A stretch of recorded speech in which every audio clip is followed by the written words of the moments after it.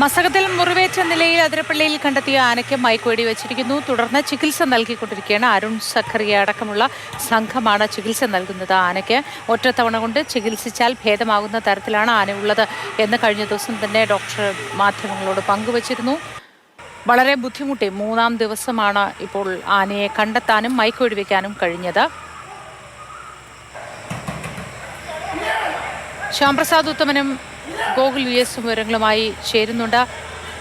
ശ്യാം, ഏറ്റവും പുതിയ വിവരങ്ങൾ എന്തൊക്കെയാണ്?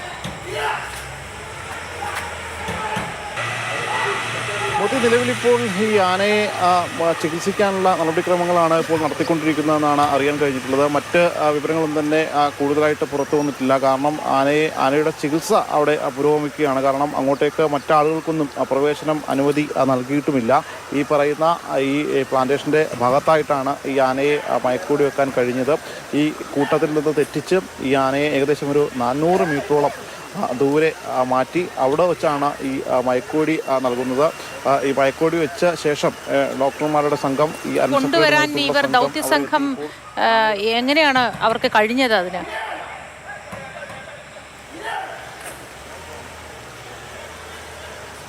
അതായത് രാവിലെയോടുകൂടിയാണ് ഈ ആനയെ ഇന്ന് ലൊക്കേറ്റ് ചെയ്യുന്നത്. ആനയെ ആദ്യഘട്ടത്തിൽ ലൊക്കേറ്റ് ചെയ്യുമ്പോൾ വെറ്റിലപ്പാറ 14-ലാണ് ഈ ആനയെ ആ കൂട്ടത്തോടൊപ്പം കാണാൻ കഴിഞ്ഞത്. ഈ ആനയും അതോടൊപ്പം തന്നെ മറ്റ് 3 ആനകളും ഉണ്ടായിരുന്നു. കഴിഞ്ഞ ദിവസം ഈ ആനയെ ലൊക്കേറ്റ് ചെയ്ത സമയത്ത് ഈ ആന കാട് കയറുന്ന ഒരു സാഹചര്യമാണ് ഉണ്ടായത്. ആ ഘട്ടത്തിൽ പടക്കം ഉൾപ്പെടെ പൊട്ടിച്ചതിനകത്ത് തന്നെ ആന പേടിച്ചാണ് പോയത്. അതുകൊണ്ട് തന്നെ തിരികെ എത്തുമ്പോൾ ഈ പറയുന്ന രീതിയിൽ മറ്റ് ആനകൾക്കൊപ്പമാണ് ഈ ആന സഞ്ചരിച്ചിരുന്നത്. അതുകൊണ്ട് തന്നെ ഈ ഫോറസ്റ്റ് ഉദ്യോഗസ്ഥർക്കും മറ്റും ഈ ആനയെ ട്രാക്ക് ചെയ്ത ശേഷം പിന്നീട് അതിനെ എങ്ങനെയും മറ്റാനകളിൽ നിന്ന് ഒറ്റപ്പെടുത്തുക എന്നതായിരുന്നു. അത് സാധ്യമാക്കാനുള്ള ശ്രമമാണ് ആദ്യഘട്ടത്തിൽ നടത്തിയത്.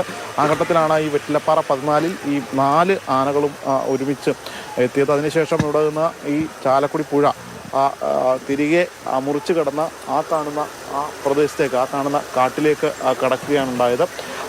ആ കാട്ടിലേക്ക് കടന്ന ശേഷം അതിനോട് ചേർന്നുള്ള സമീപത്തുനിന്ന് ഏകദേശം ഒരു 400 മീറ്റർ അകലെ അപ്പുറത്തേക്ക് ഈ 4 ആനകൾ ഏകദേശം ഒരു 2-3 മണിക്കൂർ സമയം എടുത്താണ് അത്രയും ദൂരം സഞ്ചരിക്കുന്നത്. ഓരോ ഇടത്ത് ചെല്ലുമ്പോഴും പലയിടങ്ങളിലായിട്ട് ഇങ്ങനെ നിന്ന് പക്ഷേ ആ സ്ഥലങ്ങളിലെല്ലാം ചെല്ലുമ്പോഴും ഈ മുറിവിലേക്ക് വലിയ കാര്യമായ രീതിയിൽ മണ്ണ് വാരി എറിയുന്നുണ്ടായിരുന്നു. അതോടൊപ്പം തന്നെ ഈ ചാലക്കുടി പുഴ മുറിച്ച് കിടക്കുന്ന സമയത്തും ഈ പുഴയിൽ നിന്ന് അങ്ങോട്ടേക്ക് പോകുന്ന സമയത്തും ഈ പുഴയിലെ വെള്ളം എടുത്ത് ഈ മുറിവിലേക്ക് ഈ ആന വലിച്ചെറിയുന്നുണ്ടായിരുന്നു എന്നാണ് ദൃശ്യങ്ങൾ കണ്ട നാട്ടുകാർ പറയുന്നത്.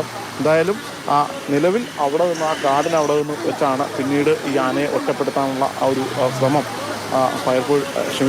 ഫോറസ്റ്റ് ഉദ്യോഗസ്ഥർ നടത്തിയത്. ഈ ഫോറസ്റ്റ് ഉദ്യോഗസ്ഥർ അതിനുശേഷം അവിടെ നിന്ന് ഈ ആന ഈ ഇപ്പുറത്തെ കൂടി ആ കാണുന്നത് റബ്ബറും തോട്ടമാണ്. പ്ലാന്റേഷൻ്റെ അപ്പുറത്തുള്ള ആ റബ്ബറും തോട്ടം. ആ റബ്ബറും തോട്ടത്തിനടുത്ത് വെച്ചാണ് മയക്കുവെടി വെക്കാനുള്ള ഒരു സാഹചര്യം ഒരുങ്ങിക്കിട്ടിയത്. അവിടെ വെച്ചാണ് ഈ ആനയെ മയക്കുവെടി വെക്കുന്നത്. ഏകദേശം 4 റൗണ്ട് മയക്കുവെടി വെച്ചു എന്നാണ് അറിയാൻ കഴിഞ്ഞത്. അതിനുശേഷം ഈ ആന മയങ്ങിയ ശേഷം ഇപ്പോൾ നിലവിൽ ഈ അരുൺ സഖറിയുടെ നേതൃത്വത്തിലുള്ള ഡോക്ടർമാരുടെ സംഘം ഇപ്പോൾ അവിടെ എത്തി ആനയെ പരിശോധിക്കുകയാണ്. ആനയുടെ മസ്തകത്തിലെ മുറിവ്, അതിൻ്റെ ആഴം ഉൾപ്പെടെയുള്ള കാര്യങ്ങളൊക്കെ പരിശോധിച്ചിരുന്നു. പക്ഷേ ആദ്യഘട്ടത്തിൽ പറഞ്ഞതുപോലെ ഒരു ദിവസം കൊണ്ട് ചികിത്സിച്ച് ഭേദമാക്കാൻ പറ്റുന്നതാണോ എന്നടക്കമുള്ള കാര്യങ്ങളാണ് നോക്കുന്നത്. ആ കാര്യങ്ങൾ നോക്കി അതിൻ്റെ മറ്റ് മരുന്ന് കാര്യങ്ങളും ഉൾപ്പെടെയുള്ള ചികിത്സാ കാര്യങ്ങളാണ് പ്രധാനമായിട്ടും ചെയ്യുക.